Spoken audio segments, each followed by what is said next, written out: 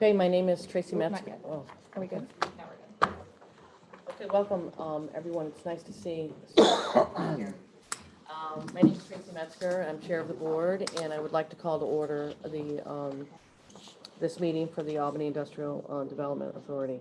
The minutes of our previous meeting, as usual, have been distributed. If there's any comments, corrections, if not, may I have a motion, please? Second. Dominic, all those in favor? Aye. Thank you. Okay, I think what we'll do is we will move right into new business. And this would be 705 Broadway LLC, Broadway Hotel. We have a resolution extending agent appointment term and authorizing amendment to interim documents. It's the second extension. Sure, I can go with project background. If everyone recalls, this is the hotel portion of the Blackenbush Square project that's currently under construction. It was approved by the agency in June of 2019, and with the closing date in the near term looking to happen, this is the 132-room Hyatt Place Hotel. There is representation from the project here and council here as well to speak to the request at hand. Please. Thank you. Hi. Hi, Melissa Bennett from Barclay Damon. I'm here on the company's behalf, and so they've requested an extension to the temporary sales tax benefits in order to finalize the easements that they're negotiating with Capitalize Albany. And that process has been underway with Capitalize Albany's council.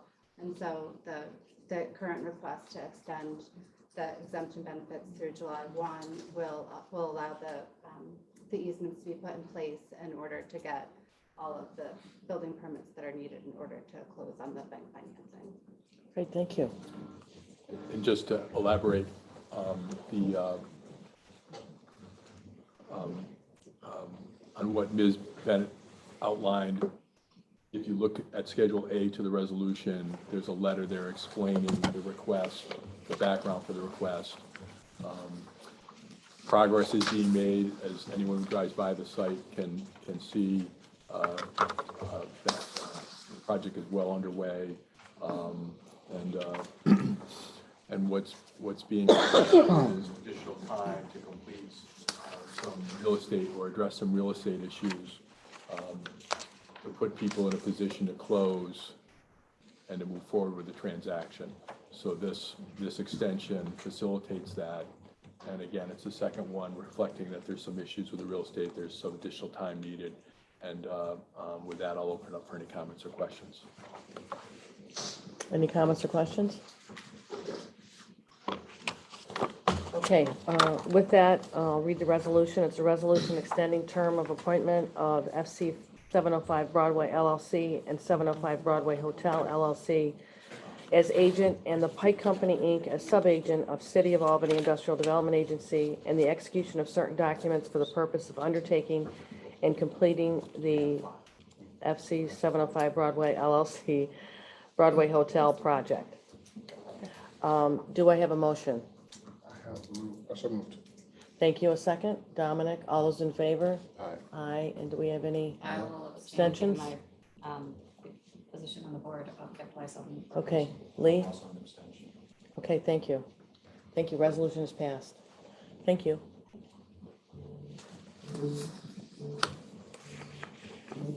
Okay, the next item on the agenda would be 363 Ontario Street. This is a resolution authorizing an amendment to the pilot agreement. Andy, are you going to go with this? Sure. 363 Ontario is a project in Pine Hills neighborhood. It consists of 3 buildings, approximately 110 units of market rate residential apartments with retail on the ground floor. It was approved by, the project was approved by the agency in March of 2018 and closed on assistance with the agency in August of 2018. The applicant, the project beneficiary is here to outline the request at hand, which was also submitted via a letter and is attached as part of the materials packet. And I would turn it over to them to kind of go over the details of the request at hand. Okay. The applicant? Hi, good afternoon, Hi. Deborah Landbeck. Hi, Deb. Hi. So we originally closed on this project right in the middle of construction. We have completed the first building. It's over 95% leased. Unfortunately, we've run into some construction delays. So we're looking to extend the start of the pilot for another year. The delays were a result of the tariffs with respect to the steel. When we started coming online, there were some issues with pricing. And now we have agreed to use City of Albany labor and Capital District labor. We've had some issues trying to get people to actually to work. Everybody's so busy, which is a good thing. There's a lot of construction projects going on. So we've had some delays, and we're just looking for an extension of the start of the pilot. Thank you. Does anyone have any questions of the applicant? The extensions for a full year? It is, because that's only one tax parcel. So even though they finished building one, how many buildings are going to be? Three there? buildings, Three. we didn't stagger it, it's all under one. Right. We didn't stagger. So we thought when the pilot would come on board, we would be completed with the entire project, which is all of the buildings. Right. You know. So essentially, your construction delays are 12 months of construction delays at this point.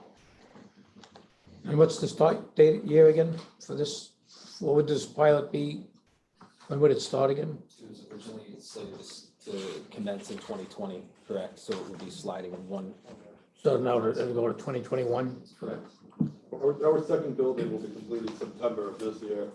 We actually accelerated the third building, which will get us finished April, May of next year.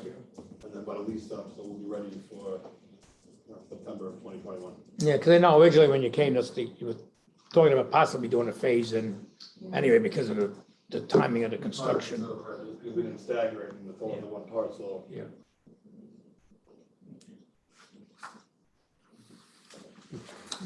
Any other questions? Okay, I have a resolution authorizing the execution by the City of Albany Industrial Development Agency of a certain First Amendment to payment in lieu of tax agreement and related documents in connection with the 363 Ontario Street LLC project. Do I have a motion? I'll move it. Susan, a second. Dominic, all those in favor? Aye. Aye. Aye. Thank you. Thank you. Keep moving.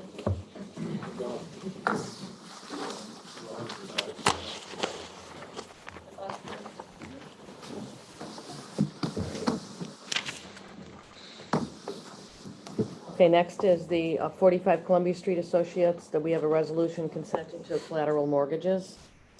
Andy? Thanks, Tracy. This project involves the renovation of the garage at 45 Columbia Street into approximately 27 apartments with interior parking. The project was approved in October of 2019 for just sales tax exemptions and mortgage recording tax exemptions. Excuse me. There is representation from the project here to speak to the request at hand. I'll turn it over to Jeff. Hi, everyone. Hey, Jeff. Good afternoon. I thought we were done here, but I appreciate you engaging us once more. Trying to close financing. This is the last piece of the entire project that needs a financial close, I think. I'm not sure on the total technicalities, but Joe probably understands what we're trying to do here. Okay, fine. Joe? Sure, what's being asked here is, it's outlined in the letter attached to the resolution, which is our typical format, to have the applicant express in writing what the request is that each of the projects have been done separately with separate financing on each of the separate financings, on each of the separate projects, excuse me. On this project, the bank would like to cross-collateralize this financing with the other projects. And you can't put additional liens on those other projects without our consent. And so they're coming to us for our consent to cross-collateralize this project with the other projects that they're undertaking. KeyBank specifically on the Kenmore's events. So it's a blanket lien. What's that? It's just a blanket. Yeah. Does that enhance our risk or lower our? Well, it does bring in other projects. If this project goes, has financial problems, it potentially impacts 2 or 3 other projects. That's not surprising, frankly, that the bank would ask for this. From our standpoint, we don't have any financial liability because, You know, we don't, you know, our obligations are limited to our interest in the projects. But it's a request from the borrower because the lender is conditioning the financing on this condition. They specifically already have the financing on Kenmore and Steuben building. It's the same, just the same bank. Yeah, it is the same Oh, bank. it's all. It's all one bank. Yeah, it's the same bank on Yeah. all the financings, it's just they're cross-collateralizing them. Okay. Any other questions? Okay, I have a resolution authorizing the execution of consent by City of Albany Industrial Development Agency of a certain collateral mortgages and related documents in connection with the 45 Columbia Street Associate Project. Do I have a motion? So moved. Bob, a second. Kane, all those in favor? Aye. Thank you, Jeff. Thank you. Listen, listen. It's all the documents. It's not just an amendment to. Yeah, that's what we're approving, right? We're approving the liens on those other projects. There would be no change to the Kenmore, the status of the Well, Steuben. that's correct, that's right. Because it's going toward 45. Just going that way. It's going that way. It's not That's coming right. back. It's not coming back. Okay. Yeah. Okay, Because those are closed, or we'll be getting those eventually. They're already closed. Yeah.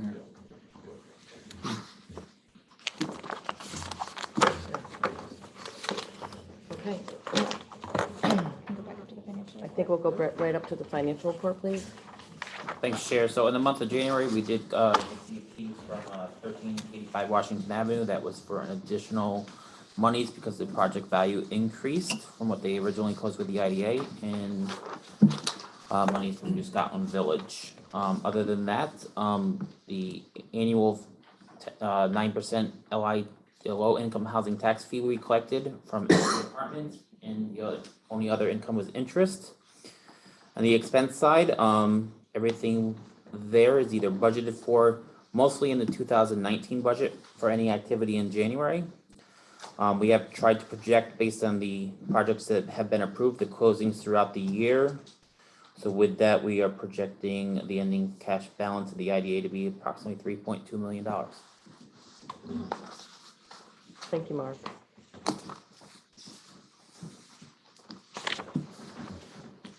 Thank you. All right, we'll go into other business, Sarah. Great, we don't have much by way of other business under agency update, but we do have a number of items to discuss under compliance update. I think the first is just a general overall, I mean, we had done this last week at the Finance Committee as well, but you'll humor me for a couple of minutes. There is a considerable amount of work going on behind the scenes at the staff level, gearing up for our annual report, our Paris report that we put in at the Finance Committee meeting. All were able to take a look at the very rough, very first draft of the reporting that has come in to date. We are tracking, as you know, all of the components that need to be reported on each project, including the committed jobs and projected jobs, both construction and permanent, for each project, as well as documentation of the benefits received, sales tax exemptions, things like insurance that they need to report to us. And we had a breakdown of really what has come in terms of reporting. At the Finance Committee, we spent a great deal of time on the jobs reporting component, as always, and we'll continue to do that as we go forward. We are outpacing previous years, I think, in terms of the amount of data that's been reported to us already for that March deadline for the annual report. And Mark, Virginia, and Andy are doing a really great job of following up with folks who either have not responded yet, or folks who have responded but have been missing documentation or didn't have sort of adequate color on top of why they've responded the way that they've responded in some aspects. And so we'll have that further fleshed out for you for March's meetings. We're already coming up on March, and so we'll be going through that line by line with you all again. But that's pacing through same news on the bond side for both here and over at the CRC, which we're going to working through that that sort of end of year closeout as well. I think that's it by way of general overview. Yes. We did want to get the board up to date on 3 projects in particular that the board has consistently looked at from a performance standpoint. The first is the Dialect project at the corner of Madison and Lark. That building we have been tracking now for almost a year after last year's reporting, working with that group to really understand where they were on potential leasing for the property. As you know, that they had come back to us with a potential bank tenant that they had been negotiating a lease for the ground floor space that has been empty since the building's opening. We have been told through council that prospect has now essentially terminated. They no longer are looking at that tenant. They have expressed that they are enhancing their aggressiveness on finding a new tenant for the space, and have asked, as you have all agreed to previously, for a little bit of additional time on that, but have consented that they have not performed as they had committed to on the project, and we as a group are still moving forward with the potential to terminate that project going forward. And so we'll keep you abreast of those activities. We'll be getting additional detail from them on what those enhanced efforts do look like, but we are moving forward as the board had requested previously for that project. So we anticipate seeing that upcoming here.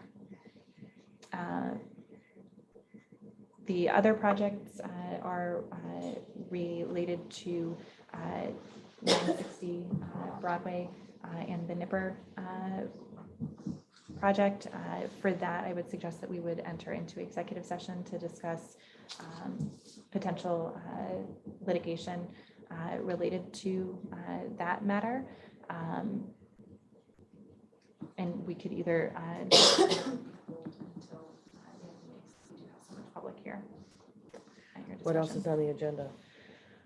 That is it on in terms of the agenda. We did have a request from a member of the public in attendance who would like to make a statement at today's board meeting. We don't have a previously scheduled public comment period or public comment on the agenda today. It's at the board's discretion if they would like to open a public comment session. I'll move the public comment session. I support that.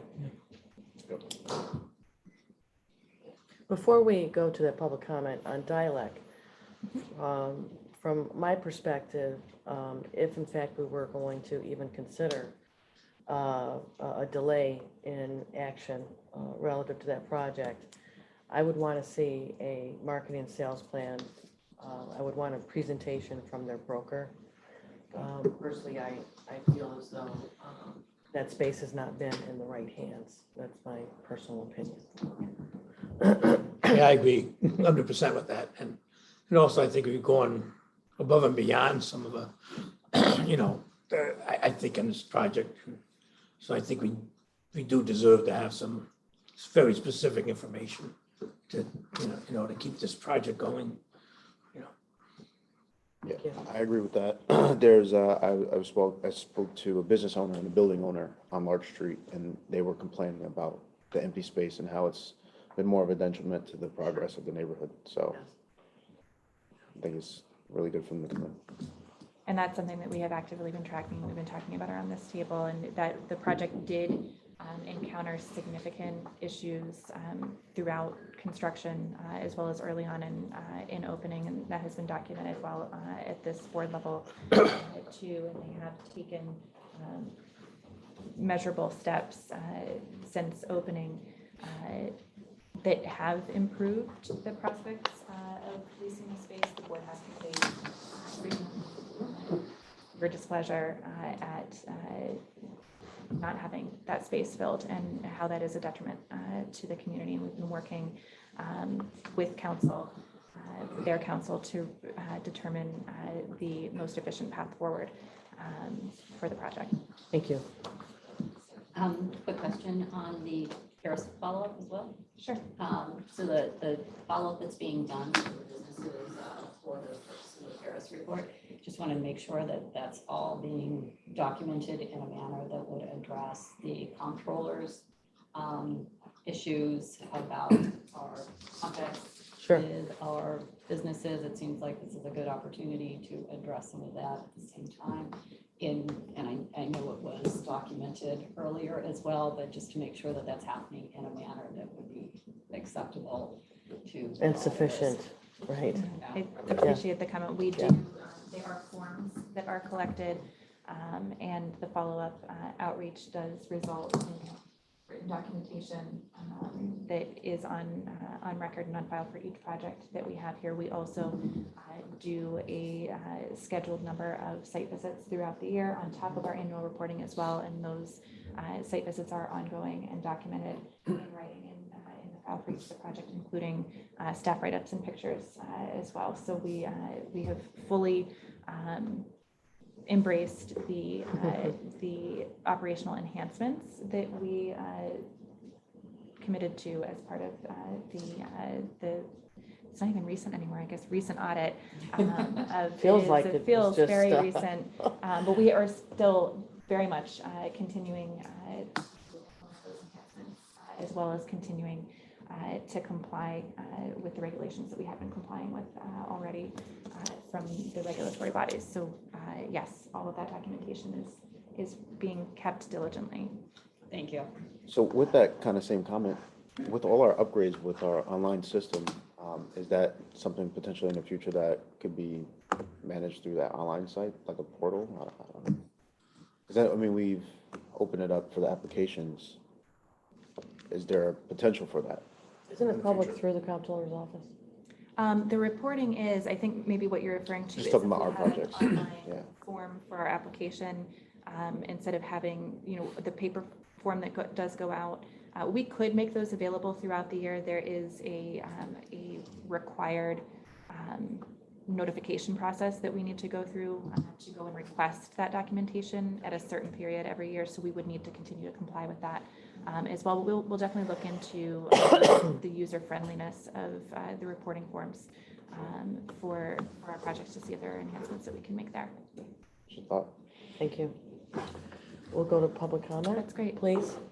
And I think it was Mike Lyons. Yes, thank you so much, Madam Chair. Thank you, board. My name is Mike Lyons. I'm the president of the Greater Capital Region Building and Construction Trades Council. I just want to read a statement and have it submitted in the minutes. We're all deeply saddened by the tragic loss of 19-year-old Richie Brewer last Thursday. It sent a shockwave through the Capital District and the entire labor community. When a life is lost at such a young age, one with so much potential, it's hard not to wonder what could have been done to avoid such a tragedy. There comes a time when, quote, thoughts and prayers, though sincere, simply aren't enough. We have to look to ourselves and our organizations and ask what we can do to prevent such a heartbreaking event from occurring again. Richie's life was cut so dreadfully short because of an apparent safety violation on the scaffolding.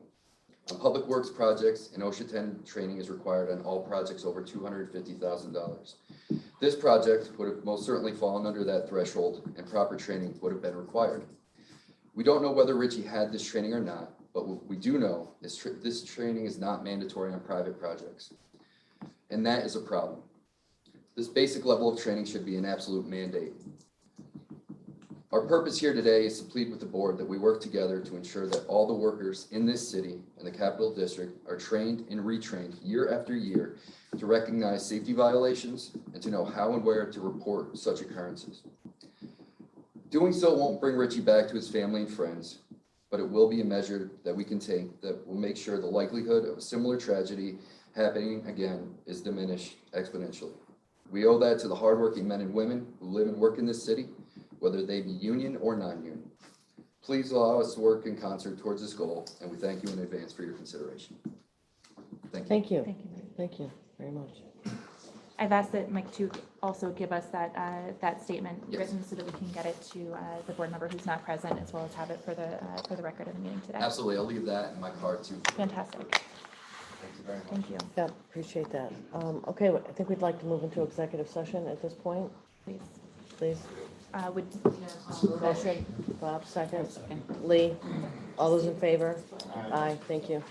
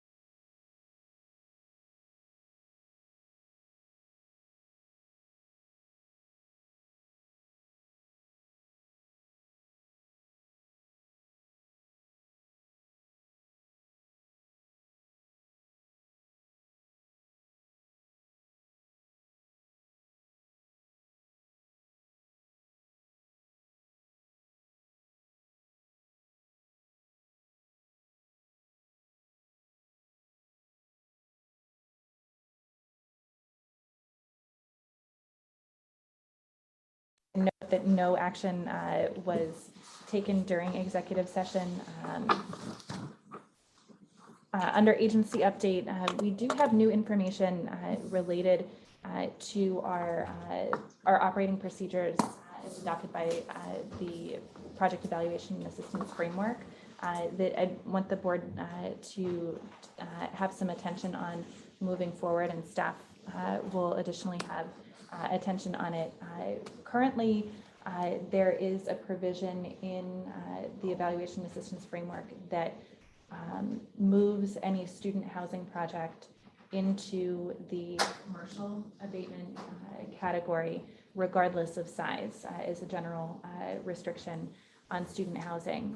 Going back to when the Evaluation Assistance Framework was created, the intention of that particular clause was due to the financial needs of projects that were for student housing explicitly.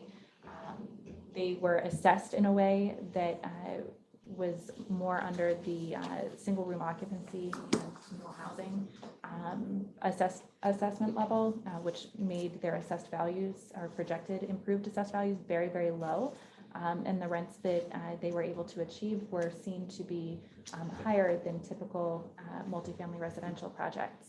We received information from the city's assessor very recently. Andy had a conversation with him related to the assessment office's new method of assessing student housing as comparable to multifamily and looking at the revenue picture there again is sort of comparable to multifamily housing. So that has sort of taken away the basis of our determination as a group that student housing only needed a 10-year pilot. The financials will significantly change on pro forma analysis when we're looking at improved assessed values that are in line with the revenue model that they're bringing in. Their operating expenses will increase significantly based on that improved assessed value. So it's something that we want to take a look at as staff and that we would recommend to the board that we look at. It's pertinent because we do know that there is a market for student housing as evidenced by the two previous that we've had in here. It's something that with this new information, we should probably look at cleaning up as a group and running some calcs to really determine if what we suspect is true with the new potential assessed value model, that the projects will in fact financially need greater assistance to be able to move forward. So something just wanted to bring to the board's attention today, also sort of a refresher on why that clause had been put into place to begin with. At your pleasure, we'll go back and do a little bit more digging into what that really will mean on a financial basis for student projects going forward. But it's something that I feel we should address as a group. I do too, and I do think that we should really start to take a close look at that, given the market that we're in. We'll start to see even additional projects come in, so it'll be important to understand that and see where it falls. Yeah, I think if I remember, the first project this all came in, they didn't even know how to assess it because there was nothing in the code for student housing per se as a standalone type of housing, so. Exactly, Yeah, and rezone has addressed that. Yeah, so that made it kind of confusing for us too. Okay, thank you. Anything else, Sarah? That's it. Motion to adjourn? Okay. Second for Lee, and all those in favor? Aye. Thank you. I'm gonna grab some lunch.